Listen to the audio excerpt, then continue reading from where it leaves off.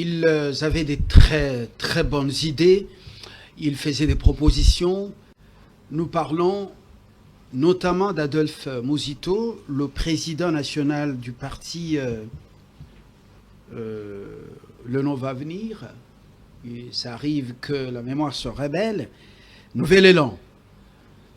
Il avait promis de rendre ingouvernable le pays en défaveur de Tshisekedi. Mais est-ce qu'il a donc réussi à le faire? Vous pouvez vous-même le conclure. Mais il est maintenant au gouvernement. Il avait parlé des milliards s'il était aux affaires. Maintenant, c'est lui le vice-premier ministre en charge du budget. Et quel changement doit-on attendre de ce gouvernement qu'on appelle Soumina 2? Et l'autre choix, c'est M. Anzoulouni. Il est à l'intégration régionale. Mouvement, on peut parler des mouvements qui ont secoué ce pays à un moment donné, dans le cadre de la société civile, avec les interventions extérieures. M. Soros et tant d'autres, ils avaient emboîté les pas aux jeunes de l'Afrique de l'Ouest. Et puis, il y a M. Nguefa, celui qui était à la base de l'initiation, qui a fait l'élan. Il s'agit de Lazado. Il a de l'expérience dans les instances internationales. Il est à la tête du ministère de la Justice. Alors, des choix très intéressants qui appellent justement ou qui nous obligent à nous questionner: est-ce que ce gouvernement va nous apporter des solutions aux problèmes qui se posent? Parce qu'il y a plusieurs défis. L'autre sujet d'actualité, c'est donc la correspondance des congressmen ou congressistes. Ils sont au nombre de 52 au niveau des États-Unis. Ils demandent plus de transparence à Trump, le président américain, et au secrétaire d'État Rubio, Marco, concernant le deal minier RDC, États-Unis d'Amérique. Est-ce qu'ils sauront faire fléchir la Maison-Blanche ou Trump dans leur démarche pour peut-être contourner le deal? Sont-ils dans la suite du lobbying de Kagame et de Joseph Kabila? Nous nous interrogeons, nous ne faisons aucune conclusion. La justice, l'affaire Moutamba, connaît déjà le dénouement d'ici le 27. La Cour de cassation pourra rendre le verdict à travers la Chambre qui a instruit cette affaire. Mais le réquisitoire est connu de tous. 10 ans des travaux forcés pour les droitiers ou droitistes ou juristes. 10 ans des travaux forcés, ça s'appelle la prison. Je pose la question, je n'ai rien conclu. Et puis le juge, lui, nous dira un peu plus. 10 ans d'inéligibilité, je crois que j'ai bien prononcé le mot. Et puis après, on en saura un peu plus. Le procès Kabila, lui, n'a pas encore dit son dernier mot. Autour de la table, pour en parler, avec d'autres sujets connexes, Richard Mpinda, UDPS. Merci de nous recevoir pour cette occasion sur les antennes de cette merveilleuse chaîne dans la cour des Aigles. Et donc, je profite de cette occasion pour saluer mes co-débatteurs, d'une part, et aussi vêtus en visage de Tshisekedi pour dire que les postes sont venus, notre temps n'est pas encore arrivé, arrivera certainement, mais nous continuons à défendre la cause qui est juste, une cause qui est nationale, c'est-à-dire cette cause républicaine. Et voilà, à la 10e, 11e rue, il y en a qui murmurent, surtout les enfants ou la progéniture de ceux qui ont mouillé le maillot ou ceux qui sont encore vivants, quand ils voient grâce Coutinho aux affaires, surtout dans un ministère clé. Est-ce que ça ne vous a pas froissé à un moment donné? Non, non. Soyons honnêtes. Non, non, je vais être le plus honnête possible. Coutinho Fernando a donné sa vie pour la cause de la République. Aujourd'hui, il est inapte. il faut voir comment il est, c'est des larmes aux yeux que nous avons. Et s'il est récompensé à travers sa fille, eh bien, coup de chapeau. Moi, je pense que nous devons arrêter d'avoir des débats subjectifs. Nous devons avoir l'objectivité. Je vous prends à titre illustratif. Excusez-moi, 30 secondes. Je vous présente 30 secondes à titre avec, illustratif. voilà. À titre illustratif. Aujourd'hui, tout Congolais est bénéficiaire de la gratuité de l'enseignement. Je n'ai pas été ministre, mais mes enfants vont en profiter. Vous allez en parler. C'est l'intérêt général. Vous allez en parler. Lorsque Coutinho fera les nécessaires pour permettre à ce que les choses aillent mieux, ben, écoutez, coup de chapeau. Michel Kitoko, patriote, et surtout analyste politique sans couleur. Parfois, il tire sur tout ce qui bouge. Michel, bienvenue. Merci. Le gouvernement a été publié avant votre passage ici. Un sentiment de satisfaction, le choix opéré, à part pratiquement les chefs coutumiers qui reviennent, mais permutés ou qui sont restés dans leur portefeuille ministériel. Au fait, moi, je ne réfléchis pas le gouvernement en termes de esprit, de personnalité de tout un chacun. Je réfléchis le gouvernement comme une structure qui doit pouvoir sur lui reposer la grandeur et puis le poids même de la République pour lequel l'ensemble des Congolais sont toujours derrière et en train de poser des questions gauche-droite. Que devons-nous faire sur cet angle, sur ceci ou sur cela? Ce n'est pas en termes d'un individu ou quelques individualités gauche-droite, mais c'est en termes de mouvement que nous voulons pour que la République démocratique du Congo soit à la hauteur des enjeux et aller vers de l'avant. Voilà, beaucoup d'objectivité. Faustin Tshimanga, vous êtes cadre au parti de Matata Pognon, LGD, leadership pour la bonne gouvernance et la démocratie, c'est ça? Merci beaucoup pour votre invitation.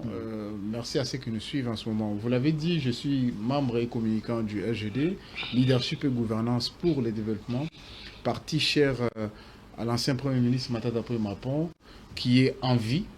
Il nous a rassurés, il a appelé les camarades secrétaires. Il est dans quel pays? Pour lui dire qu'il puisse dire aux Congolais qui ont cherché Matata avec nous qu'il est en vie. Il est dans quel pays et comment est-il sorti du pays? Si on vous a expliqué, comme on dit à l'interne, comment est-il sorti du pays? Une grande personnalité qui avait promis de faire face à la justice. Comment est-il sorti du pays? Où est-ce qu'il est pour le moment? Bon, je ne sais pas pourquoi vous affirmez qu'il serait sorti du pays. Je ne sais pas s'il est sorti du pays ou pas. Il nous a appelé avec un numéro masqué pour nous rassurer qu'il va bien, il est en bonne santé. Alors, je ne peux pas aujourd'hui vous dire... Le numéro masqué, ça doit être un numéro du Congo. Vous comprenez que c'est pour sa sécurité. Nous ne savons pas. Aucun membre de son parti politique aujourd'hui peut vous affirmer qu'il sait exactement dans quel pays le président Mapon s'y trouve. Donc, il faut peut-être attendre qu'il puisse estimer que sa sécurité est assurée, voilà, pour qu'il puisse nous dire dans quel pays il a choisi d'aller en exil parce que le pouvoir l'a poussé à l'exil. Il est donc à l'exil. C'est comme ça que je rassure les Congolais qui nous suivent que Matata Mapon va bien, il va continuer sa lutte pour l'avènement d'un véritable état de droit. Très bien. Je crois que ça rassure beaucoup de Congolais parce que le parti s'était plaint pour dire qu'il faut que le gouvernement puisse justifier l'absence de Matata Pognon. Même sa famille le recherchait. Heureusement qu'il est en vie et en bonne santé, mais en exil, mais un exil sans nom qu'on ne peut pas localiser parce que le numéro était masqué. Ça arrive lorsqu'on est opposant, ça arrive, voilà. Blaise, vous n'êtes plus à plaisanter. Oui. Vous êtes à la tête de Africa TV Network, analyste objectif, même si par moment le sang, il y a Mboka, Makila Mboka et Zoningana. Voilà. Bienvenue, on commence avec vous. Merci. Mouzito est au gouvernement. Peut-être qu'on va vivre les miracles. Le premier conseil des ministres a eu lieu aujourd'hui. Je crois que c'était la prise de contact avec les nouveaux venus, ceux permittés et ceux qui sont restés dans leur poste. Alors, les miracles possibles sur le plan de la justice avec le monsieur de la ZADO, qui est parti longtemps du pays, qui est repêché, et puis le monsieur de Filimbi, mouvement citoyen, à l'intégration régionale, et puis nous avons Mouzito, le grand Mouzito, qui revient cette fois-ci au budget. Alors, Fachi, sauvé de justesse? Vous savez, déjà... Ou les Congolais sauvés de justesse? Avant de répondre à cette question, je voudrais que nous fassions la part des choses. Hein. Il faut appeler les chats par son nom et les chats ainsi de suite. Ah, donc, vous avez dit un exil qui ne dit pas son nom, il faut dire les choses clairement. Non, nous sommes déjà, nous sommes déjà au sujet. Nous sommes au sujet. Là, c'est une digression. L'opinion est là. Cette émission est pédagogique. N'extirpez pas cette émission son caractère pédagogique. Non, c'est une digression. Alors, ça ne fait pas l'opinion partie. retiendra que ce n'est pas une émission pédagogique. C'est-à-dire qu'on peut aller dans tous les sens, sans que l'on vous aide à comprendre qu'un fugitif reste un fugitif. Il y a une décision qui a été rendue par la Cour de cassation, il a été condamné, il a disparu. On nous a rendu responsables pour prétendre que le pouvoir en place le mettait en danger. Mais il y a de quoi que nous puissions revenir sur cette question-là pour dire que M. Matata Mponyo, c'est un fugitif. Et c'est très dangereux de prétendre qu'il vous a parlé sans apporter cette information-là à la justice. Et revenons au sujet. Oui. Vous ne voulez pas que je je le veux bien, mais nous allons... L'opinion retiendra que je ne peux pas m'attarder là-dessus. Oui. Mais je voudrais revenir sur cette question. D'abord, il faut voir le décor dans lequel nous sommes. J'ai dit, je le dis partout où je suis passé, que le président Tshisekedi se retrouvait en difficulté de nous donner, parce que certains disent les chefs coutumiers sont revenus, parce que les chefs coutumiers devaient être, comment dire, remplacés par Mpinda par exemple, par Kabasele, ainsi de suite, tout ça. Mais cela n'est pas arrivé tout simplement parce que Martin Fayulu nous a mis en difficulté. Ça veut dire qu'au départ, parce que organiser, préparer cette émission demande à ce que vous puissiez entrer en contact avec nous. On n'improvise pas. C'est-à-dire que le président Tshisekedi, pour rencontrer Martin Fayulu, il y a des préalables. C'est-à-dire on prépare la rencontre, on s'est dit ce de quoi nous allons parler à cette réunion-là, et qu'est-ce que nous poursuivons. C'est-à-dire que la composition du gouvernement avait été déjà réfléchi, et on ne devait que passer à cette rencontre-là et par de suite annoncer l'avènement du gouvernement. L'opinion vous dira que au sortir de la rencontre, Martin Fayulu a dit « Je suis venu parce que le Congo avait un problème et j'ai voulu me joindre au président Tshisekedi pour qu'ensemble nous puissions trouver une solution. » Et il a fait une demande subsidiaire. La demande subsidiaire ou accessoire, si vous voulez bien, était que si le président de la République, il a demandé au président de la République de recevoir. Et donc, pourquoi je reviens à ça? Tout simplement pour dire qu'on ne pouvait pas conditionner la présence de Martin Fayulu au gouvernement par le dialogue.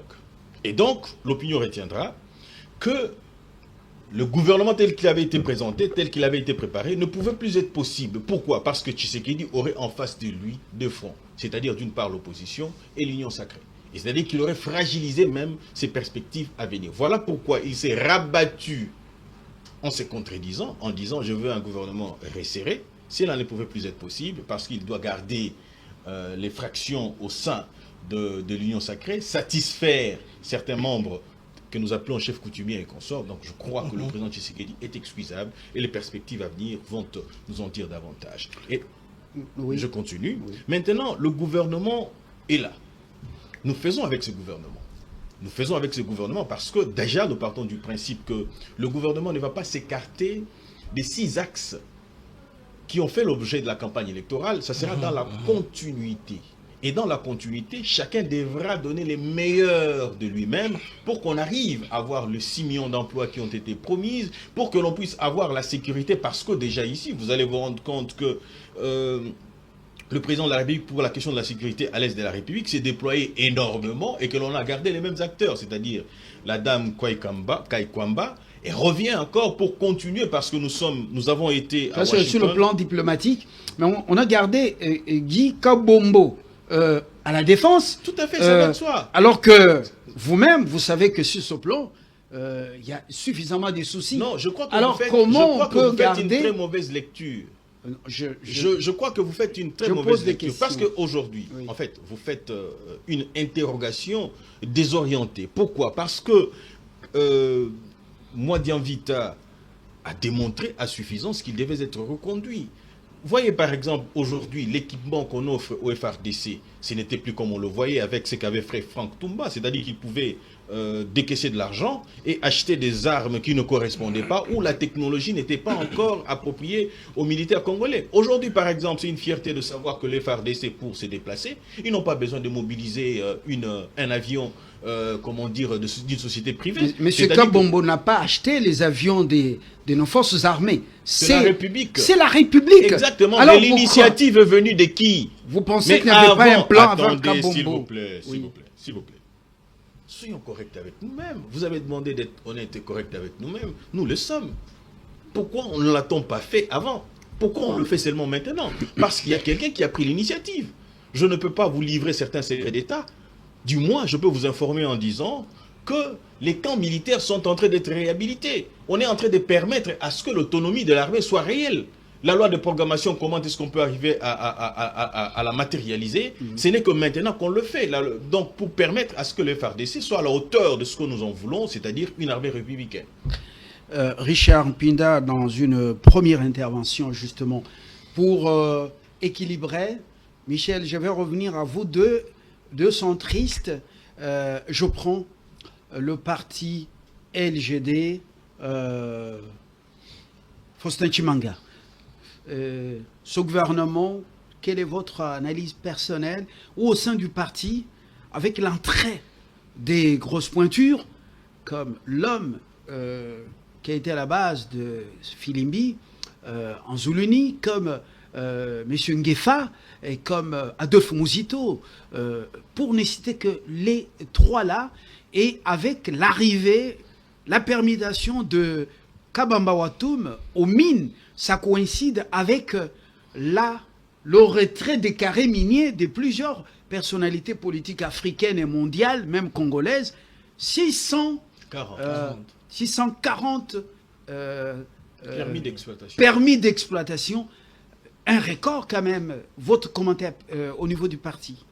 Bon, je ne sais pas pourquoi vous appelez les personnes qui ont rejoint les gouvernements des grosses pointures ou des gros calibres. Parce que nous savons que dans l'histoire récente de notre pays, ces acteurs-là n'ont pas produit de résultats que nous pouvons considérer grands. Vous n'allez pas dire les acteurs comme les novices Grace Coutinho, qui n'a jamais assumé les fonctions de l'État, les fonctions régaliennes. Je ne vois pas pourquoi vous l'avez considéré, c'est de grosses pointures. Je parle de trois là, je n'ai pas parlé de Grace Coutinho. On parle, donc vous admettez avec moi que ce n'est pas une grosse pointure. Je parle de trois, les grosses pointures, je les ai citées. Voilà. Mais mettez dans la bouche que je n'ai pas dit. Vous considérez que Grace Coutinho n'est pas une grosse pointure, elle a quand même rejoint le gouvernement qui est infesté de virus. Vous savez, un ordinateur, pour qu'il puisse produire des résultats, il faut que cet ordinateur puisse avoir un système d'exploitation qui est viable. L'Union dite sacrée, dans sa grande majorité, c'est un système d'exploitation infesté de virus. Vous pouvez mettre les logiciels les plus performants dans cet ordinateur-là, vous n'allez pas produire des résultats. Vous avez parlé des acteurs qui sont désormais considérés comme, ironiquement, comme chefs coutumiers. C'est justement parce qu'ils sont dans le gouvernement depuis plusieurs années, mais qui ne produisent pas des résultats. Vous avez des ministres qui ont fait 7 ans. Plusieurs gouvernements reviennent, ils sont toujours dans la gouvernance activement. Il y a les ministres qui ont quitté la défense pour aller au transport, mais ils n'ont pas changé grand-chose. Ils n'ont pas relevé Transco, ils n'ont pas relevé Congo Airways. On a créé une nouvelle entreprise où les avions qui étaient en leasing sont déjà rentrés pour défaut de paiement. Donc vous comprenez qu'on est là face à une situation où les acteurs qui sont venus, c'est comme les personnes qui sont venues juste pour rajouter de la peinture sur un mur fissuré. Donc le mur de gouvernance est fissuré. On a tenté de régler le problème avec de la peinture. Imaginons, le mur est fissuré, on met de la peinture pour penser que le mur va être solidifié. Je n'entends rien à ce gouvernement, tout comme aujourd'hui, Félix-Antoine Tshisekedi Tshilombo, nous attendons que 2028. Parce qu'il ne peut pas produire des résultats avec les mêmes acteurs. Les mêmes causes produisent les mêmes effets. Au-delà de la propagande, c'est vrai que ceux qui sont les Congolais qui sont sur ces plateaux et qui ont choisi l'Union dite sacrée comme étant leur famille politique, c'est leur droit. auront compris que 2 ans du deuxième quinquennat sont passés, il en reste 3. Je ne pense pas que dans les 3 années à venir, il y aura grand-chose à espérer avec ces gouvernements. Donc, pour ceux qui sont beaucoup plus avertis, ils préparent déjà les élections de 2028 parce qu'ils ont considéré, c'est comme un match qui est plié. Félix Tshisekedi Tshilombo est en train de perdre 7-0. Vous imaginez qu'après 3 minutes de temps additionnel, il pourra obtenir, encore une fois, revenir à 7 buts. Je ne pense pas. Il est mené 7-0 par la gouvernance, par la qualité de gouvernance. Donc, on peut mettre les meilleurs joueurs du monde. C'est comme vous amenez Messi, vous le mettez dans une équipe congolaise où il n'y a même pas de championnat. Vous imaginez qu'il va produire grand-chose? Il ne va pas produire grand-chose. C'est pour ça qu'il ne faut pas espérer grand-chose avec ces gouvernements, parce qu'il a choisi des acteurs inexpérimentés comme Grace Coutinho, qui n'a pas d'expérience dans la gestion de la chose publique, sauf une église qu'il a gérée pendant quelques mois. Donc, vous comprenez qu'il faudrait considérer qu'il faut prendre ces pays au sérieux. Je ne dis pas que les choix qu'il a fait, il n'a pas une logique derrière. Il aurait une logique derrière. Le retrait de Karim Mini, on parlait de Kabamba Watoum, qui y est maintenant aux commandes des mines. Avec cet événement, on n'en parle pas, sauf quand peut-être les choses ne bougent pas. Vous dites qu'il a déjà encaissé 7 buts.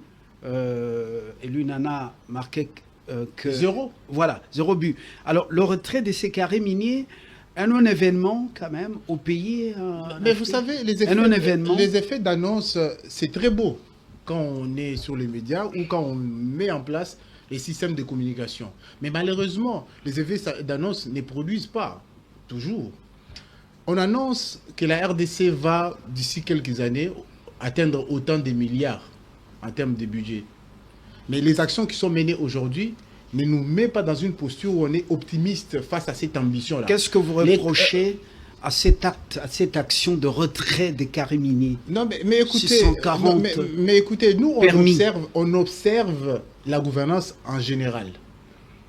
On a retiré beaucoup de choses, pas seulement le carré minier. On a détruit les maisons de certains acteurs au niveau de Kinshasa pour solutionner les problèmes d'embouteillage notamment. C'est aussi une action qu'ils ont menée. Mais est-ce que cette action est bonne? Ils peuvent prendre les carrés miniers de plusieurs Congolais s'ils veulent, mais si la gouvernance ne suit pas, les résultats ne pourront pas suivre non plus. Parce que déjà, ils sont en train de perdre 7-0. Il reste 3 minutes. Vous imaginez? Donc, ils ne pourront pas gagner ces matchs, sauf un miracle. Mais je ne pense pas que les miracles pourraient venir des lignes dites sacrées. Très bien. Faustin Chimanga, je crois que M. Mpinda a pris note pour pouvoir peut-être réagir au moment opportun. Michel Kitoko. Oui. Le gouvernement ici, avec l'arrivée des personnalités citées, je ne parle pas des Grace Coutinho, Richard Mpinda nous a édifié en disant le combat mené par Mwanamboka Coutinho Fernando dans le cadre de son mouvement Sauvons le Congo. Lui, il avait déjà compris qu'il y avait un gouverneur général à Kinshasa qui dirigeait le pays et le patron, c'était Poro. Pour ce qu'Ambaï, le mentaliste, dit Poro, pas Poro Maïle. Alors, dites-nous, sans justement frustrer grâce Coutinho, ceux qui sont venus là, les gros poissons. Yosapé, Congolais à diaspora, vous connaissez M. Nguefa, vous connaissez certaines personnalités. Est-ce qu'il y a de l'espoir? Bon, au fait, moi je peux simplement dire ici sur le plateau de la télévision que l'espoir ne doit pas provenir parce qu'on a nommé telle personne à tel poste de responsabilité. Ce n'est pas comme ça que naît l'espoir. L'espoir est une affaire commune qui mérite quand même que l'ensemble des Congolais comprennent d'abord que sommes-nous devenus, quelles sont les réalités pour lesquelles les acteurs politiques doivent pouvoir mener pour mener le Congo vers de l'avant et faire marcher la République démocratique du Congo. C'est important. Pourquoi je dis ça? Parce que tout simplement que la situation dans laquelle le pays se trouve aujourd'hui, vous allez peut-être me contredire tout à l'heure, mais je ne sens pas la puissance publique d'un État.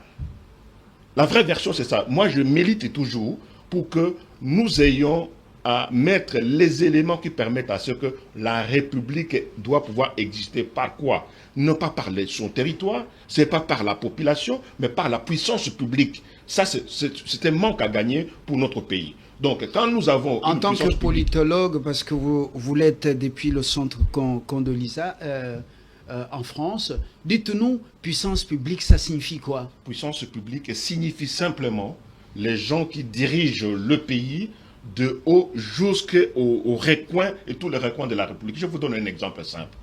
Ici, nous avons un pays pour lequel il n'y a personne qui peut disposer d'une pièce d'identité. Personne. Est-ce que vous trouvez ça normal? Dans un pays comme le nôtre, des centaines de millions de Congolais, personne n'est identifié. Personne ne dispose d'une pièce d'identité. Vous trouvez ça normal? Et ce qui doit pouvoir produire ça, c'est la puissance publique. Ça, c'est un élément. Un deuxième élément pour lequel j'aimerais toujours qu'on s'entretienne sur ce genre de questions. La correspondance postale, pour lesquelles l'État doit pouvoir envoyer un courrier à un individu à telle ou telle adresse, inconnue. Inconnue. Ça, ce sont des paramètres sérieux qui démontrent l'impuissance de la puissance publique de notre pays. Or, quand vous êtes dans la responsabilité... Alors qu'ailleurs, la Poste, c'est même une banque. Ben oui, mais bien entendu, c'est même une banque. En dehors de banque, le fait qu'on vous envoie un courrier qui doit pouvoir vous parvenir, vous savez que c'est l'État qui m'envoie ça en reconnaissance de ce que vous êtes en tant que citoyen, et en même temps, vous êtes contribuable pour les frais dont l'État en aura besoin. Vous comprenez? Ça, c'est un élément que beaucoup de Congolais doivent pouvoir comprendre sur la gestion de la puissance publique. Un troisième élément, il y a beaucoup d'éléments que je peux citer ici, pour lesquels nous n'avons pas encore intériorisé dans la grandeur de notre République l'espace puissance publique qui doit pouvoir gérer les choses correctement. De haut sommet de la République, qui est le président de la République, jusqu'au dernier qui est peut-être bourgmestre d'un territoire un peu reculé. Donc c'est ce gouvernement d'ouverture, c'est un gouvernement qui prend en compte les forces politiques et sociales, mais pas prêt à résoudre les problèmes des Congolais. Mais c'est ça le problème. Est-ce que vous le dites bien? Je suis en train de vous résumer et puis relancer. C'est un gouvernement qui a la capacité de prendre les échantillonnages de toute personnalité dont il en aura besoin, mais pour résoudre quoi? Pour faire les choses à leur manière, non pas pour résoudre ce problème congolais dont je t'ai dit, le paramètre mérite quand même que la puissance publique qui gère l'État, c'est-à-dire que gère la population, leur état de circulation, leur pièce d'identité, leur ceci ou cela, pour que la République démarre et existe comme telle. Ça, c'est un élément important. La logique est ici. Vous savez d'où nous venons quand même. 18 ans sous le règne du barbu, et puis vous voyez d'où nous venons. Regardez la ville, c'est vraiment une chirurgie urbanistique, je ne dirais pas totale. Regardez, tout est chantier.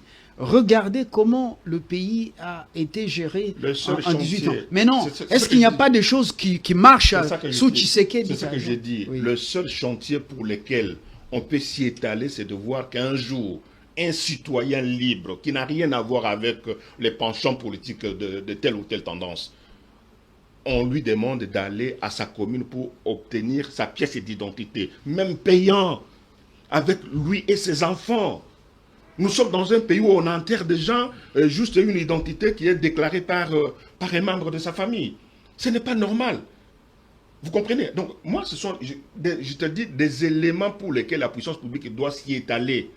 Pour comprendre que chaque citoyen, là où il est tel qu'il est, pour se comprendre quand même que non, les indices qui permettent à ce que l'État, la puissance publique existe. Ça, ce sont des éléments importants. Alors, moi, sur ce chapitre-là, je me dis, ce n'est pas la personnalité qu'on a nommée à tel ou tel secteur. Mouzito, Anzoulou, mais non, c'est pas ça le problème, non. Rien. Mouzito va contribuer à un programme commun. Un programme commun.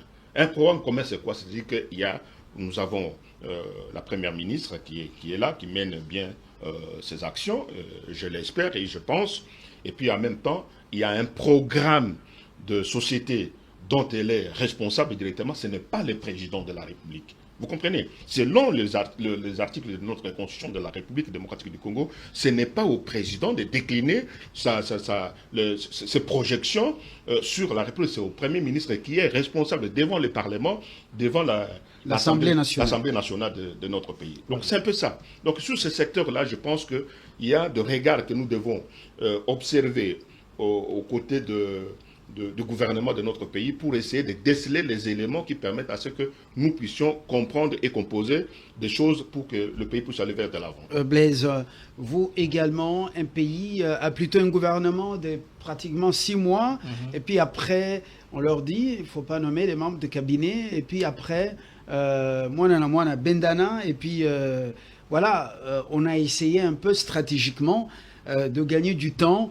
et de ne pas amener ceux qui sont allés à Doha, par exemple, à espérer être un jour participants à ce partage du gâteau national made in archevêque en Bongo.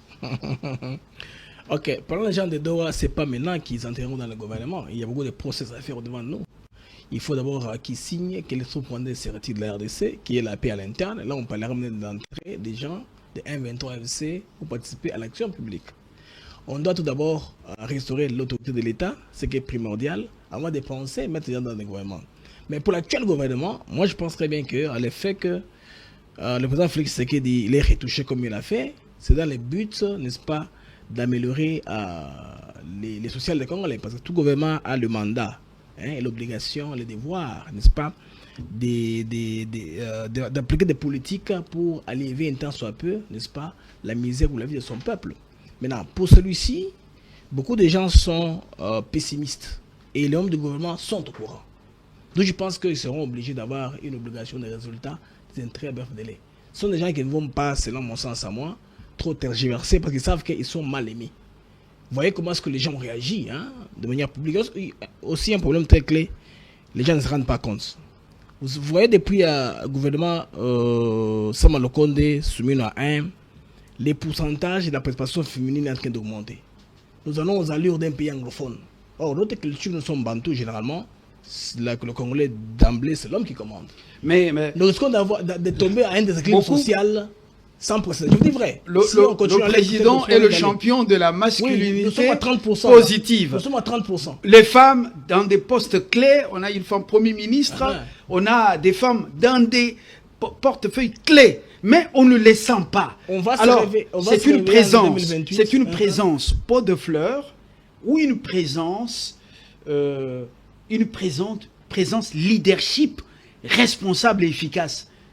La présence de ces femmes au gouvernement, de plus en plus, on voit les hydrocarbures sont confiés à une femme qui vient des affaires foncières, Acacia Bandouboula, qui était avant dans un autre ministère de l'économie.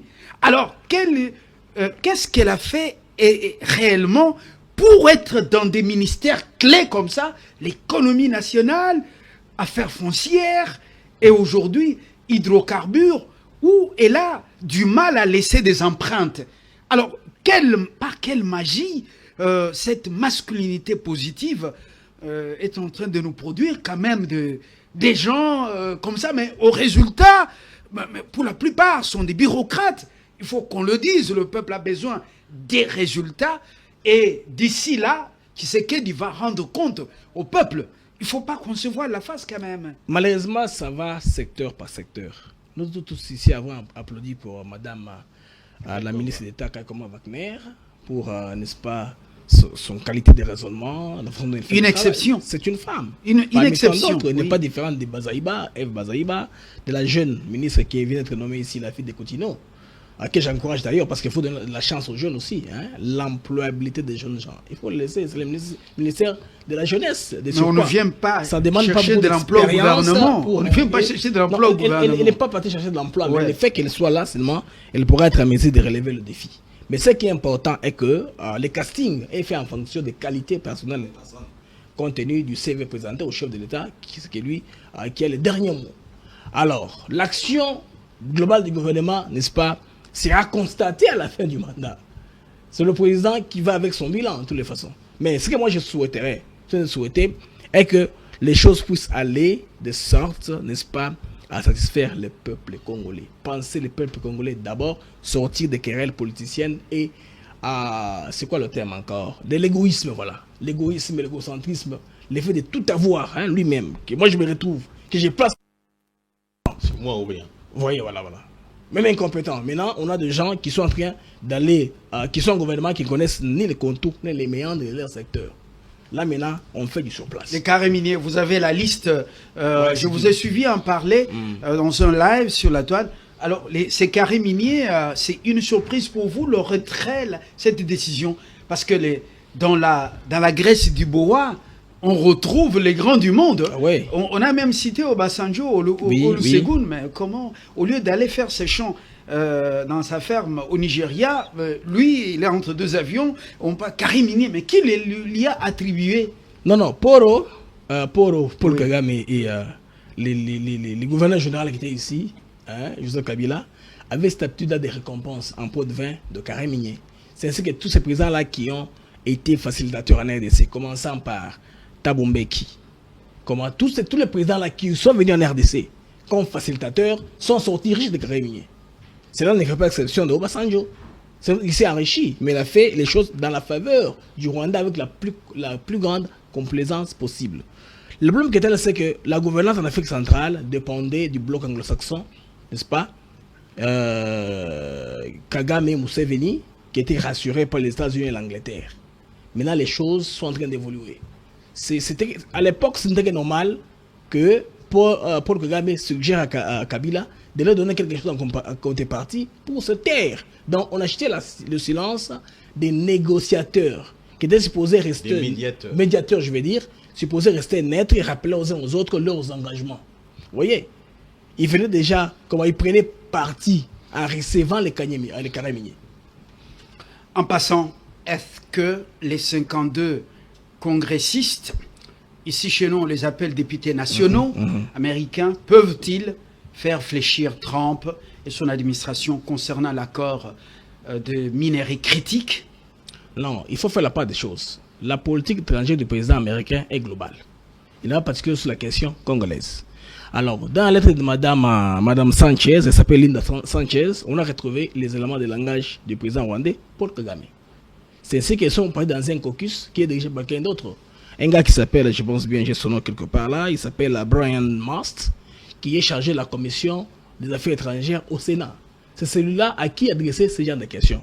Comme il n'est pas l'émanation de la lettre, on a seulement compris les choses. Ils ont clarifié les choses clairement pour comprendre que ça fait partie du lobby de certaines personnes qui bénéficiaient des recherches du Congo sans transparence. Tout simplement. C'est une lettre qui a une valeur carrément éthique.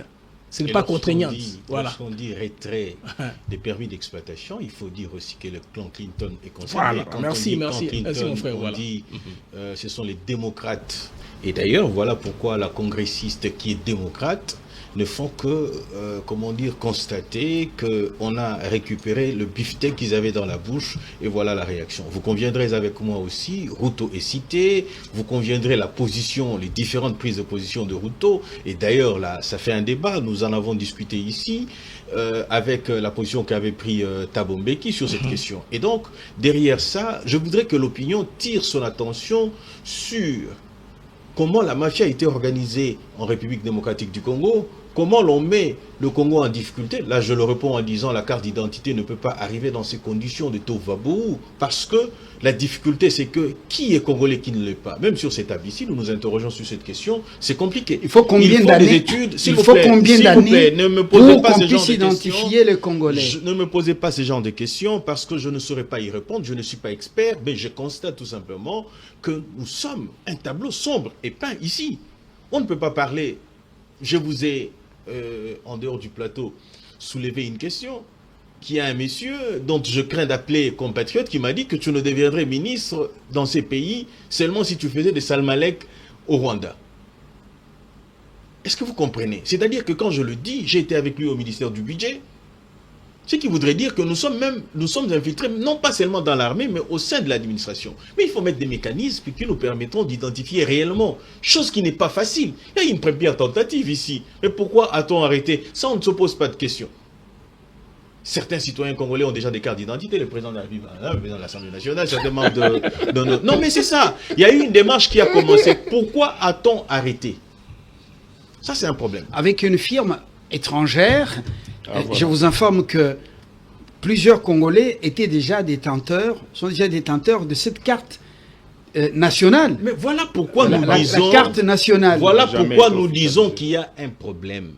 Nous n'avons pas encore une entreprise spécialisée en la matière. Et vous dites que les Congolais, certains des Congolais étaient déjà détenteurs de cette carte-là. C'est qu'il y a déjà un problème. Non, ils sont passés par... Est-ce que vous comprenez ce que je dis? La Non, voie, non, la j'ai voie dit légale. qu'il y a... Non, mais s'ils sont arrivés par la voie légale, posons-nous la question de savoir qu'est-ce qui s'est passé pour qu'on en arrive à ces résultats-là, qu'on ait stoppé le processus. C'est qu'il y a un problème. Nous disons que nous sommes infiltrés à tous les niveaux. Allons-nous faire plaisir pour le plaisir de le faire, délivrer des cartes d'identité, ou nous devons nous rassurer que seuls les Congolais aient cette carte d'identité? Ce sont des questions que nous devions nous poser. Parce qu'on dit, organiser, nous sommes en train de réorganiser l'État. L'État, l'impérium, comme vous avez dit, il a parlé de... il a dit, le terme qu'il a utilisé, c'était la puissance publique de l'État.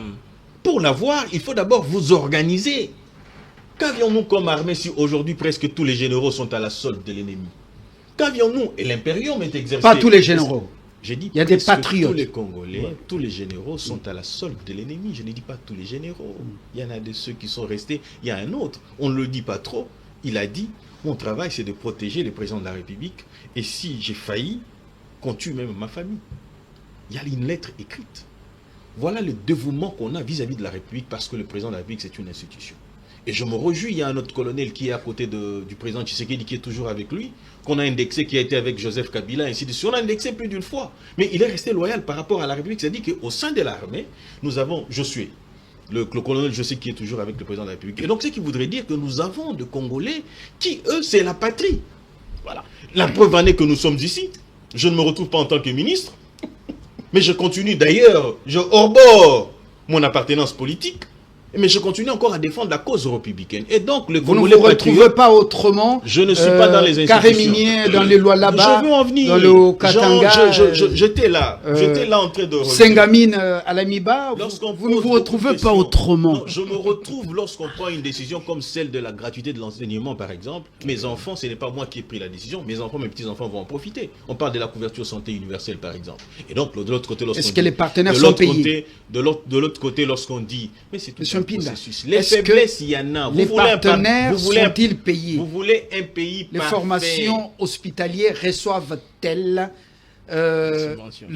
la subvention promise par dans le cadre des engagements avec l'État? Vous avez dit qu'il venait de la France. Je pose cette question de savoir si 5 années ici passées, la France n'a pas connu de grève. On en connaît, ils en ont connu. Les pays qui sont beaucoup plus avancés que le nôtre en ont connu. C'est tout un processus, nous avons beaucoup de problèmes. Et à côté de tous ces problèmes, nous avons causé des problèmes de détournement qu'il faut combattre. Nous avons de réels problèmes qu'il faut combattre. Nous Ça, c'est devons honnête. arrêter d'être subjectifs. Ça, c'est honnête. Nous devons être objectifs parce que nous parlons de la République. Nous allons amasser, excusez-moi, nous allons amasser de l'argent, nous allons vivre aisément.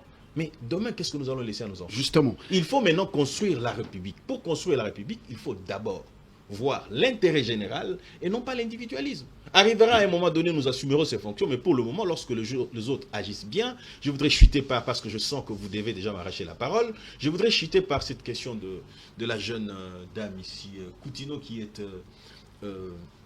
Grâce. qui est À la jeunesse. qui est à la jeunesse. La question que je pose est celle de savoir qu'est-ce qu'on sait d'elle. On ne sait rien d'elle. Voilà. Ok. Mais cette critique que nous faisons sur elle, elle n'a pas sa raison d'être. On la critique parce qu'on n'est pas là, ou on la critique parce qu'on passe pas qu'elle soit à la hauteur. Nul ne sait réellement ce qu'elle peut produire.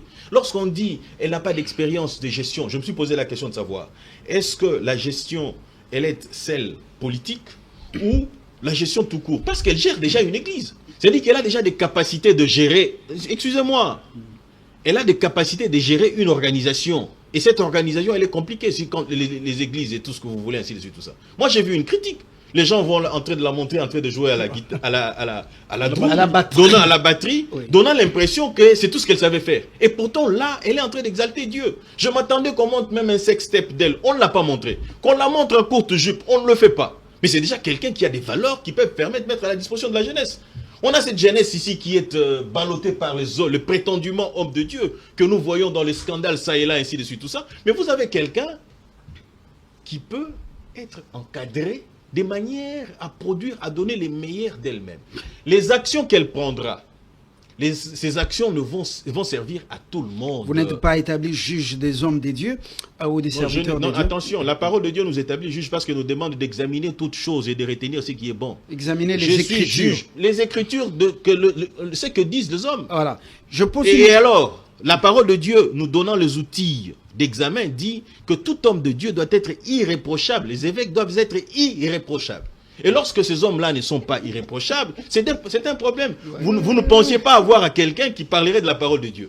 Voilà, nous allons. Mon rôle, c'est de poser des questions et puis replanter le contexte, relancer le partage républicain Nous sommes dans au milieu la des République. aigles. Alors, est-ce que Félix Tshisekedi n'a-t-il pas ouvert un autre front avec la décision de retrait des carrés miniers ou des permis d'exploitation? Cette décision, vous voyez que il y a beaucoup dans la Grèce du bois qu'on ne connaissait pas, alors que le bois s'empiffrait davantage. Personne n'avait éventré ce bois. Et dans le contexte actuel, où Kabila avait sollicité une réunion des opposants au Sénégal, le Sénégal a refusé. Maintenant, c'est le Kenya. L'Afrique du Sud, l'Afrique du Sud a refusé aussi. Oui, alors, le Kenya a accepté, je crois. est-ce qu'il n'ouvre pas un autre front au moment où il prône la cohésion à l'interne? Est-ce qu'il n'ouvre pas un autre front? Parce que ces gens, ce sont des gens sans cœur. Avec ce qu'il vient de faire, est-ce qu'il n'est pas en train de préparer un autre front contre lui sans merci? Non, non, je crois bien que nous devrions soutenir le président Tshisekedi. À dire qu'ils ouvrent un autre front, ce ne serait pas vrai, parce que le front existe déjà. Regardez les prises de position de Ruto, prenez le prise de position de Thabo Mbeki. Ils sont déjà dans cette logique-là. C'est-à-dire que le prétexte, ils disent, en fait pour eux, il faut que l'on continue tel quel pour qu'ils puissent continuer à mettre en difficulté la République. Et donc ici je salue la position du gouvernement sénégalais, je salue aussi la position du gouvernement sud-africain et ainsi de suite, qui ont dit non.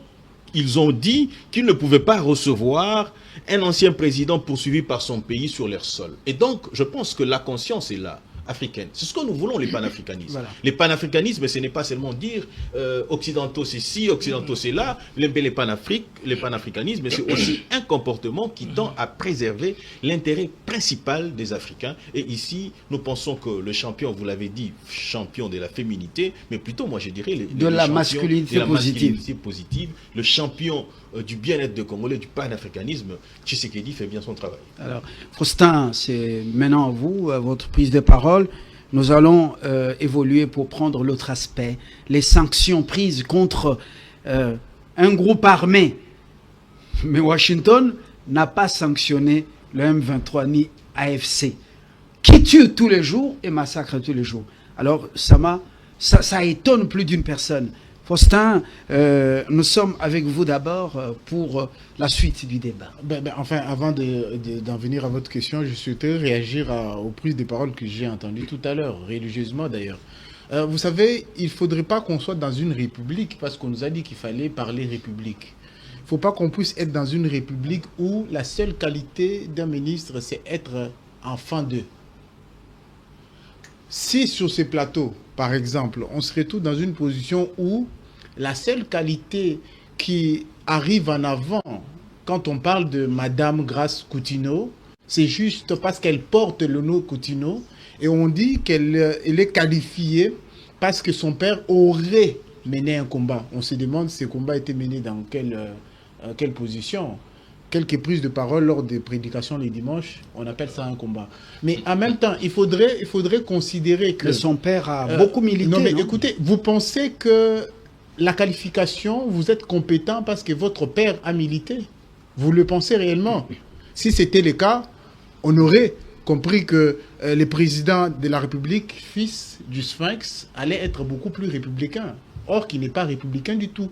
Il a cherché à toucher à la Constitution. Donc, de son vivant, son père aurait dit « Ah, mais mon fils, pourquoi tu es en train de demander à ce qu'on puisse changer la Constitution ?» Être républicain et Maître Mpinda est très bien informé, il est avocat. Ce qui tient la République, c'est la loi fondamentale. On ne peut pas parler de la nation de la République sans parler de la Constitution. La République, c'est une construction. C'est une volonté commune du vivre ensemble. Et le vivre ensemble est consacré dans sa Constitution. On est républicain ou prétendument républicain. On est en train de mener une démarche politique qui divise la République. Et vous pensez que vous allez défendre un acteur, un ministre, ça devrait être honteux d'affirmer que parce qu'il est fils de quelqu'un qui aurait mené les combats, et on aurait une crédibilité. Vous pensez? Et donc vous estimez que parce qu'on a géré une entité privée, on aurait des qualifications pour aller agir au sommet de l'État. Il y a De Gaulle qui disait « ceux qui doivent être devant doivent être les meilleurs d'entre nous ». Est-ce que les meilleurs d'entre nous? Vous pensez? Et moi, je crois même, dans les pépinières de l'IDPS, même si, pour ce qu'on peut voir, il n'y a pas toujours des qualités qu'on peut mettre en avant, mais il y a quand même des jeunes qui pouvaient se retrouver sur ces postes-là. Ils ont un combat, ils ont un parcours politique. Vous savez, vous êtes informés mieux que moi, peut-être, que l'environnement politique, c'est un environnement où seuls les intérêts comptent, seule la qualité et la capacité d'agir comptent. Vous avez un acteur. La République, elle, ne compte pas. Mais écoutez, il n'y a aucune politique qui peut se faire sans la République. La République, c'est les tapis sur lesquels il faut baser les actions ou les praxis politiques. On ne peut pas agir efficacement en politique sans tenir compte de la République. Nous, on tient compte de la République. C'est comme ça qu'en son temps, nous avons dit non au changement de la Constitution.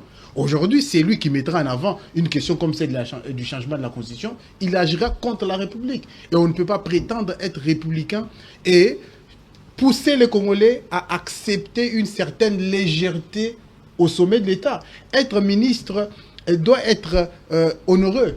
Mais vous imaginez... Aujourd'hui, qu'est-ce que vous avez personnellement contre Grace Koutino? Non, mais ce n'est pas une question personnelle. C'est une façon de la souhaiter bienvenue en politique. Alors, de manière, vous généralisez, alors que Mouzito est là, Anzouline est là, non, mais écoutez, Ngefa est là, et tant d'autres. Mais posez-vous la Kabamba question. est aux mines. Vous n'en parlez pas, vous ne parlez que de Grace Koutino. Mais je comprends pas. Posez-vous la question. Oui. Pourquoi le gouvernement est sorti, mais le seul nom qui fait buzz, c'est celui de Grace Koutino. Ce n'est pas de l'acharnement. Et c'est aussi une façon de lui dire bienvenue en politique. Et vous pensez que avoir l'exigence envers un acteur serait de l'acharnement ou avoir un problème personnel? Je la connais ni de près ni de loin. Et sauf sur les ondes. Et c'est pour vous dire quoi? L'image de la fragilité de l'État peut paraître par les choix des acteurs. S'il y a une fragilité, on peut le voir, on choisit tel acteur. Et c'est comme, il y a le dicton qui dit, dis-moi qui tu fréquentes, je te dirai qui tu es. Aujourd'hui, moi, je peux dire, dis-moi qui est le président choisi, je te dirai qui il est. Donc, vous comprenez, si on choisit des acteurs de mauvaise qualité, le dicton est clair. Donc, est-ce vous que comprenez, ça ne relève pas d'une grave erreur de jugement non, pas du tout. Prendre ce dicton-là et puis... Pas du tout. Ceux qui nous suivent peuvent faire les liens. Vous savez pourquoi nous devons être rigoureux avec ceux qui gouvernent? Parce que la République ne se dirige pas avec les émotions ou la relativisation de tous les faits. Vous pensez? Il faut qu'il y ait une exigence de la qualité. Aujourd'hui, Maître Mpinda, qui est brillant, ceux qui nous suivent auront compris, il a du mal à défendre aujourd'hui la République. Et heureusement qu'il est resté loyal parce qu'il y a beaucoup qui auraient changé Kazakh. Lui, il est courageux, il reste proche de son parti. Je crois qu'il est sur la bonne voie. Vous êtes resté constant, loyal à Matata Pogno, malgré tout ce qui a été étalé de sa gouvernance. C'était une façon de lui dire, s'il est convaincu que c'est son immeuble parti. du gouvernement, intelligent et tout de suite. Non, mais vous savez... Vous êtes resté loyal. Non, mais bien sûr, oui. C'est louable de rester loyal envers ses convictions. Je respecte, il est resté loyal envers ses convictions. Même si son parti ne l'aide pas beaucoup dans le sens de la qualité de gouvernance interne. Donc, vous comprenez qu'il faut qu'on puisse arriver au niveau où on s'est dit, la République, on veut mettre la République devant, il faut promouvoir les idées républicaines réellement, pas juste les idées en termes de peinture et en termes de vendre une certaine idée. Et il faut être rigoureux avec les partis comme l'UDPS, parce que l'UDPS n'a pas droit à l'erreur. Après avoir mené des combats. Et moi, je pense même que si on est rigoureux dans ce pays, l'UDPS risque de ne pas atteindre les seuils en 2028. Voilà. Ce n'est pas une prophétie, mais ce sont des projections sur base des analyses. C'est normal. Qui n'engage que lui. Voilà, mais c'est lui qui parle. Voir qu'il en est la seule Michel, les sanctions, Washington prend des sanctions. Ça, c'est les trésors américains qui prennent des sanctions contre un groupe rebelle dans l'est du pays. Et le M23, ni AFC, personne n'est visé. Ni leurs dirigeants, ni eux-mêmes qui commettent des massacres. Et alors que ceux qui exploitent à Roubaïa, parce que c'est le volet économique, alors ceux qui exploitent à Roubaïa, c'est le gouvernement, comment on appelle, c'est les occupants à travers le relais au pays M23 et AFC. On exploite et ça va au Rwanda. Comment avez-vous reçu cette nouvelle? Bon, vous savez, la situation que traverse notre pays ces derniers temps, moi je pense que nous devons essayer de regarder les choses objectivement, hein, plutôt que de les regarder avec tendance bien déterminée, tantôt du pouvoir, tantôt de l'opposition, gauche-droite. Moi, quand je me mets un peu au-dessus de la mêlée pour essayer de regarder objectivement les choses, comment ça devait se passer dans notre pays, moi je pense que la première grosse erreur que notre République est en train de commettre, c'est de vouloir régler ces problèmes seulement avec les Américains ou seulement avec la position anglo-saxonne. Moi je pense que c'est une erreur monumentale. Pourquoi ? Parce que tout simplement que l'Amérique, au vrai sens figuré propre du terme, ne va pas regarder les vrais intérêts de la République démocratique du Congo, mais va regarder beaucoup plus ce qui lui revient, lui, en tant qu'Amérique, et puis en tant que capacité internationale, ayant le regard direct sur tout ce qui est ressources que nous devons disposer ici dans notre pays. Vous savez, ce sont les démocrates qui ont démarré ce plan d'action, notamment en ce qui concerne l'ensemble la demande de la transparence dans le cadre de l'accord minier. Il y a aussi quelques républicains qui les appuient, et je pense que déjà, à leur niveau, ça c'est au niveau des États-Unis d'Amérique, à leur niveau c'est tout à fait normal et juste à ce qui concerne cette démarche. Mais en rapport avec le circuit qui a eu lieu entre le Rwanda et la République démocratique du Congo, moi je pense cette question devait se poser au niveau des acteurs politiques de notre pays.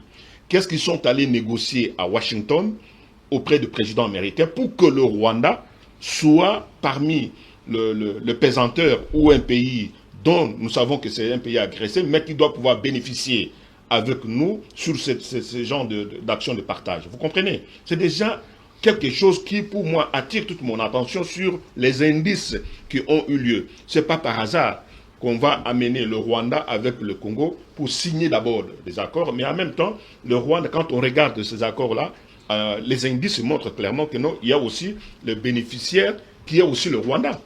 Vous comprenez? Donc tout ça, ce sont des éléments qui doivent nous interpeller et nous montrer quelle ligne de conduite nous devons pouvoir tenir.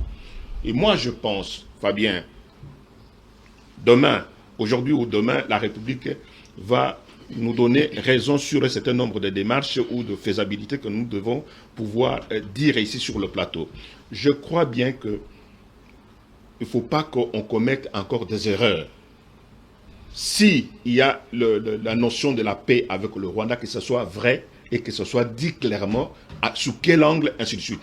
Mais les combats ou la guerre qui démarre là-bas, est-ce que c'est entre le Rwanda et le Congo ou bien entre les Congolais? Tout ça, ce sont des paramètres pour lesquels nous devons observer et les dire clairement, de façon que, sur le plan de la luminosité des actes ou des actions qui doivent être posées, que les choses soient claires au niveau de la société civile, mais aussi au niveau de la République et des tendances politiques tout entières. Merci Michel Kitoko.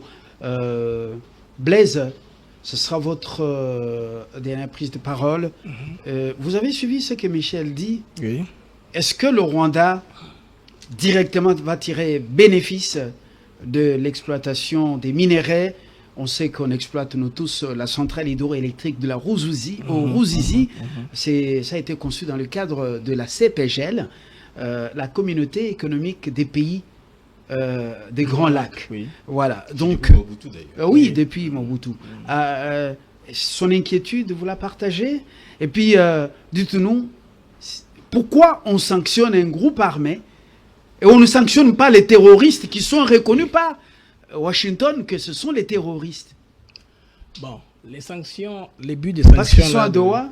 du département de Trésor n'étaient pas pour sanctionner la M23. Ce ne sont pas des sanctions diplomatiques. C'est des sanctions pour, n'est-ce pas, freiner la chaîne des commerces illicites, pour la supprimer. C'est ce que Trump est allé dans ce sens-là. Parce qu'il a sanctionné, il a ciblé les compagnies qui exploitent dans Rubaya les coltans. Il y a un groupe armé qu'on appelle Parek Off. Vous avez déjà entendu parler? Oui. Parek Off. Ouais. Ces groupes-là, c'est les groupes-là qui, avec des fouets, qui fait travailler les gens légalement. Ces groupes-là qu'on a formés. Ces groupes, à son tour, traversent au Rwanda pour donner les minéraux à deux compagnies chinoises basées à Hong Kong. Alors, les Américains ont étudié les circuits des chaînes d'approvisionnement, comment est-ce que ces minéraux-là parviennent sur le marché des consommations internationales. Ils ont frappé les circuits. Et l'élément important, l'élément en commun avec l'AFC, le M23, c'est le Rwanda. Voilà. Ce qui voudrait dire qu'ils ont fait des études, ils ont analysé, ils ont arrivé à indexer et ils sanctionnent. C'est pas un fait du hasard. Et maintenant, C'est-à-dire M23, que oui. il a donné un élément important qui sont de vous interrompre comme ça. Vous avez donné un élément important, ils sont à Doha. Il ne faut pas leur donner des excuses. C'est-à-dire que nous allons avec eux, nous arrachons l'accord. Eh bien, je prendrai mon temps de parole. Voilà. Terminé. C'est ça. Donc, plus tard, on en viendra au M23 au Rwanda après tout ce qui se passe à Doha là. Pour le moment, on veut ralentir les crimes et les violences. Et croire que quand ils frappent ces rebelles-là par la poche, ils auront peu de moyens pour s'approvisionner en armes, en munitions, pour commencer à commettre les crimes. Quand ce que mon compatriote a dit, les Rwandais peuvent profiter dans une transaction purement horizontale. Ce n'est pas vertical comme on extrait, les Rwandais transforment, les États-Unis achètent. Non, c'est pas comme ça. Les Rwandais auront aussi des profits, mais cette fois-ci, de manière légale. Les Rwandais profitent illégalement. Ils profitent beaucoup. Le profit du Rwanda va diminuer sensiblement. Voilà, ça va diminuer sensiblement. Pourquoi doit-il être acteur? Laissez-moi revenir là-dessus. Il n'y a pas de problème. Voilà. Ça va diminuer sensiblement. Ça va diminuer sensiblement. Les côtés où le Rwanda profite va diminuer sensiblement. Parce que le Rwanda est allé convaincre le Qatar de construire les usines de transformation, disant que non, moi j'ai les coltans, puis il n'y en a pas. Le problème c'est que maintenant, Trump a compris que pour maintenant bien travailler avec la RDC, il faut arrêter la guerre. Actuellement, comme nous parlons là, Trump est en Alaska avec Poutine en train de parler de l'Ukraine. Donc là, ça formule lui comme gendarme du monde. Il trouve que pour que je coopère bien avec la RDC, d'ailleurs, les compagnies américaines se jettent à l'eau. Comme Bolmetto n'a pas entendu la signature du deal. Ils sont déjà là, ils signent des histoires, ils ont déjà donné leur position. En train de recruter. Voilà, recruter même. Donc, ce qui veut dire que les Américains ont compris que. Ils les recrutent déjà ici? Oui, il y a déjà un site sur lequel il peut aller pour faire chercher les positions qui sont disponibles. Alors, je disais donc que ici, les Américains, je disais, bon, j'ai perdu mon fil d'idée, mais ne privilégient pas le Rwandais directement, en quelque sorte. C'est que, comme conséquence du décollage de la RDC, tous les pays profiteront, pas seulement le Rwanda, les Burundi, la Zambie, la Tanzanie, l'Angola, tous les pays profiteront d'un sens-là. Très bien. C'est votre dernière prise de parole. L'arrivée. Cette question, il est très attaché à la justice aussi. Ah oui. Mais bon, je vais carrément revenir un tout petit peu dans ce qu'il dit. Oui. Écoutez, nous devons faire la part de choses. Il y a la justice. Oui. Ouais. Nous devons faire la part de choses. Et Apprenons les à être juristes. correct avec nous-mêmes et honnête. Ok? Disons bien les choses. L'intervention du Qatar et des Américains est purement économique. Les Américains et les Qatar, disons le Qatar précisément, parce que les Américains n'en profitent pas de nos richesses à l'est de la République, il y a une chaîne d'approvisionnement qu'ils ne veulent pas, le Qatar, qu'ils ne veulent pas interrompre. Ça passe par chez eux. Ça passe par le Rwanda. Vous voyez ça? Ils nous laissent le temps de nous mettre en même posture que le Rwanda. Voilà d'ailleurs, ici pendant que nous parlons, 20 milliards sont venus ici déjà, avec le Qatar. pour éventuellement avoir aussi des usines de raffinerie ici. Il y a déjà la liquidité. Mais ils sont venus depuis hier, avant-hier, ils sont Donc, déjà à Kinshasa. ils ont amené la négocient. liquidité. Les princes saoudiens, Les cousins du prince. pour toi. Les cousins du Pardon, prince. c'est pas Les pour le cousins cousin du du prince. prince qui est pratiquement son bras droit est ici pour ça. Je voudrais, lorsqu'il dit c'est pour eux, je voudrais revenir sur ce qu'il a dit. Il a dit, les Américains là sont pour leurs intérêts. Mais effectivement, les Américains sont en RD Congo pour leurs intérêts. Mais cependant, nous ne devrions pas faire ce qu'il fait. Nous devrions nous poser la question de savoir quelle posture nous prenons pour préserver nos intérêts. Alors, C'est ça la question. les millions de Excusez-moi, s'il vous Congolais plaît. qui meurent pour le Qatar, ça ne leur dit ça ne lui dit Ça, rien. c'est votre point de C'est vue. l'enfer, Vous savez- l'enfer Non, des non, droits non. de l'homme, Non, le non. Moyen-Orient. Non, non, Alors, non, vous, non. vous allez faites accueillir pareille des lecture, milliers. Vous faites pareil Je lecture. suis en train de faites vous pareil- amener à parler. Non, non. Vous faites pareil Je vous lecture. pousse à parler. Vous me poussez à parler Oui. avec pareille lecture. Nous allons droit au mur. Les relations entre États, ce ne sont pas des relations d'émotion. Ce n'est pas, comme on dit, de cœur. Non, pas du tout. Ce sont des relations d'intérêt. Je vous ai dit récemment ici, le Congo-Brazzaville ici, qui est même marié à une Congolaise. Mais vous avez fait venir le chargé d'affaires. Pourquoi? Parce qu'ils ont accueilli chez eux quelqu'un qui préservait les intérêts, les carrés miniers. Et donc, si nous allons dans la logique émotionnelle, nous risquerons de nous perdre. Les Américains sont en République démocratique du Congo pour leurs intérêts. Et nous, en ce qui nous concerne, nous devrions réfléchir sur ce que nous échangeons avec les Américains. Voilà pourquoi, lorsque le deal sera là, qui n'est pas encore là, lorsqu'il sera là, lorsqu'il sera signé, nous allons l'analyser, nous allons nous rendre compte de ce que le président Tshisekedi a dit, qu'il ne céderait pas ou il ne va pas brader les richesses de la République. Je réponds vite fait, 30 secondes, je réponds. Je ne sais pas quelle lecture que vous avez de la République. Lorsque vous dites, quand on est républicain, on ne change pas de constitution, mais c'est faux. Parce que nous en sommes à notre 3e constitution, nous parlons de la 3e République. Et changer de constitution, surtout une constitution qui s'adapte aux réalités de notre pays, il a sorti un élément. En répondant, il a sorti un élément. Il dit, c'est le programme du gouvernement qui est présenté à l'Assemblée nationale. Mais faux. Ce programme du gouvernement, il est à la fois de l'exécutif et du gouvernement. Et le gouvernement en endosse parce que le président est irresponsable. Mais ce sont des problèmes que nous avons ici parce que nous attendons dans la rue que le président de la République résolve le problème de population. Mais comment voulez-vous être républicain dans un cadre juridique qui ne correspond pas à vos problèmes? Merci. Et vous voulez résoudre Merci, le problème Richard. des Congolais. Merci, Et donc, Richard, pour la votre difficulté conclusion. étant celle-là, Oui. je suis partisan du changement de la Constitution. J'ai été d'ailleurs au centre Nganda pour déjà préparer quelque chose. Et je continuerai à défendre valablement cette position. Est-ce que ce n'est pas ce projet de la révision constitutionnelle ou du changement avec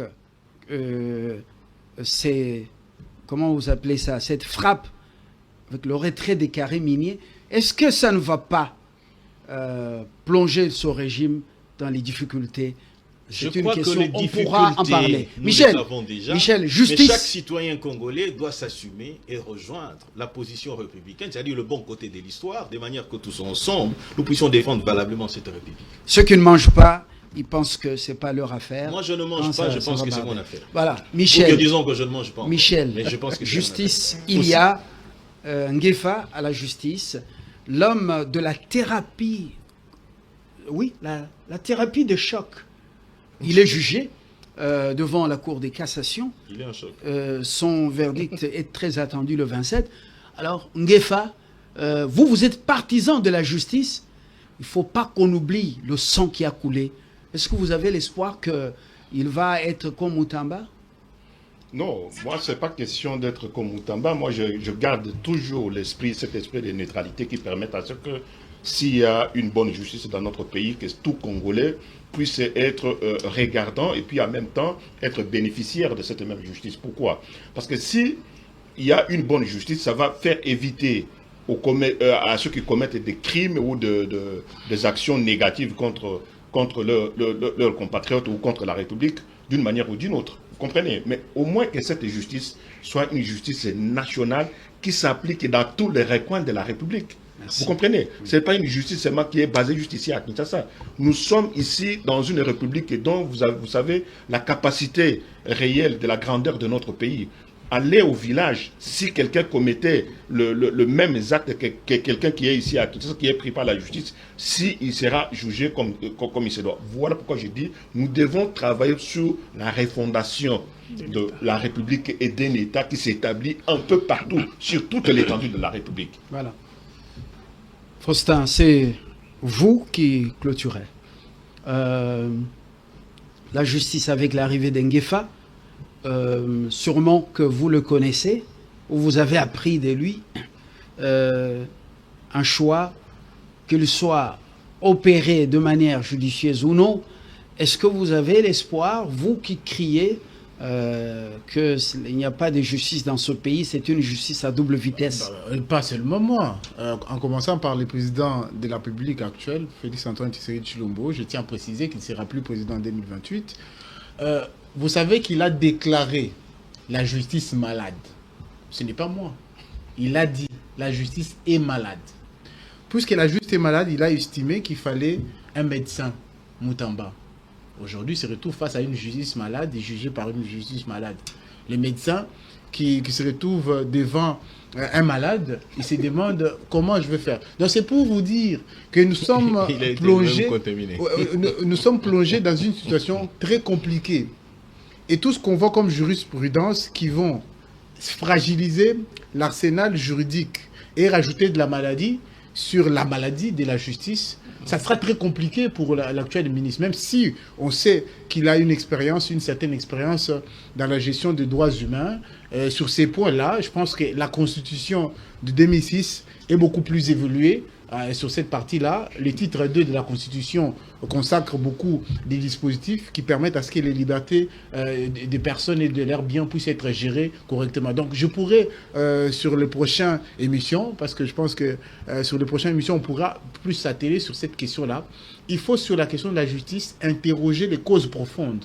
D'où la nécessité d'un dialogue entre les Congolais pour interroger les causes profondes. Il y a eu les états généraux de la justice. C'était les états caporaux généraux. Voilà. Il y a eu des états généraux de la justice. Je pense tous ces problèmes ont été abordés. Je ne pense pas que ces problèmes ont été abordés. Si tel était le cas, Matata Pomapon ne serait pas condamné. Donc si par exemple... vous aussi, si par exemple... nous terminons. Nous terminons. Oui. Si vous me laissez évoluer, nous allons terminer tranquillement. Il ne faudrait pas avoir peur d'aborder de cette question. Si vous êtes choqué parce que je l'ai dit, ça veut dire que la justice a un problème. Maître Pinda est avocat. Ouais, excusez-moi, il est avocat. Et c'est très bien que notre loi ne permet pas qu'on puisse condamner un Congolais aux travaux forcés. Parce que les travaux forcés, par rapport aux arsenals juridiques qu'on a ratifiés, on ne peut pas condamner un Congolais aux travaux forcés parce que ça sera inapplicable. Qu'est dit aussi la loi, s'il vous plaît, pour un Congolais qui n'a pas justifié l'utilisation des millions et des millions de Congolais, alors que les damnés de la terre souffrent dans nos villages et partout. Avant d'arriver s'il vous plaît, vous voyez pourquoi on a besoin d'un dialogue? C'est pour ça. Merci Michel Kitoko, merci Richard Mpinda, merci Blaise Mukenge, que j'appelle Blaise Moussanka. Alors, merci Faustin Chimanga. Grâce à Célestin Kalombo à la prise de vue, grâce à Juscelin Makwiza et Valdi Makavanga, nous avons été chez vous avec la même facilité. Nous vous retrouvons. Suivez ce magazine sur nos plateformes, sur la toile, et également en rediffusion. Ça sera ce samedi à 9h et dimanche à la même heure et dans d'autres rediffusions avec le même plaisir. Portez-vous très bien. Au revoir.